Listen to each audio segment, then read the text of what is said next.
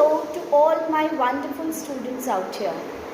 Children, I hope you all are doing well and preparing well for the upcoming exams. So now today in this video, we are going to revise your literature chapter, I am a polar bear, and the grammar topic, the sentence. So let's come and revise. Now students, in the first question, you have to write the meaning of the following words. And the first word is fishing, which means the activity of catching fish. The second word is perfect, which means complete. The third word is ice, which means frozen water. The fourth word is top of the world, which means to feel very happy. In question number 2, you have to read the following extract and answer the questions that follow. And the extract is, I live north of everywhere. I live at the top of the world. The furry white coat I wear in the snow keeps me warm when it's 20 below. And the question is, who is I in the above line? The answer is, the word I refers to the polar bear. The next question is, what keeps the polar bear warm when it is cold?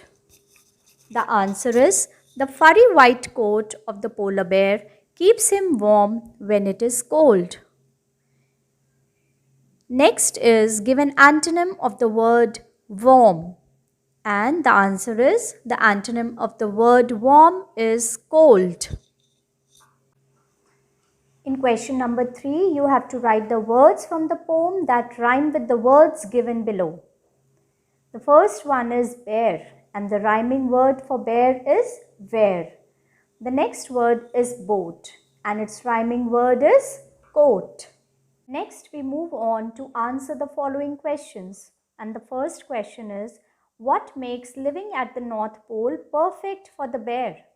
And the answer is, in the North Pole, the polar bear can go for fishing in the ice and take a swim in the sea whenever he wants. Therefore, living at the North Pole is perfect for him. The next question is, name the poet of the poem, I am a polar bear. The poet of the poem is Sandy Tuttle. The next question is, does the polar bear wear a furry coat? And the answer is no, the polar bear does not wear the furry coat. It is a part of his body. Now, after completing the literature section, we move on to the grammar section.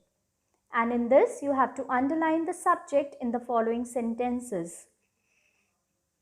My sister baked a big chocolate cake. And the subject in this sentence is my sister. The next statement is, my father drives his car to the office every day. And in this sentence, my father is the subject. The next one, you have to underline the predicate in the following sentence. The first one is, the merchant gave the beggar a silver coin. And in this sentence, gave the beggar a silver coin is the predicate.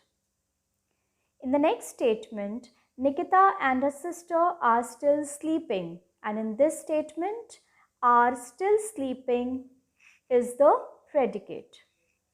Now, in the next question, you have to rearrange the words in a proper order to make meaningful sentences. For example, football plays Mayank. The answer should be Mayank plays football. Forgot the Neha to door close. And it should be Neha forgot to close the door. Children, you have to keep it in mind that whenever you rearrange the words in the proper order, it should start with a capital letter and should end with a full stop.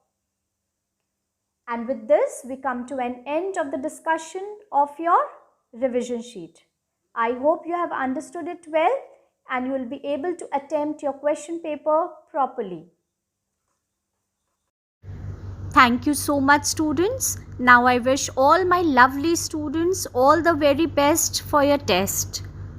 Write down neatly, take care of your grammatical errors, and submit your papers on time. Thank you. Bye-bye and take care, children.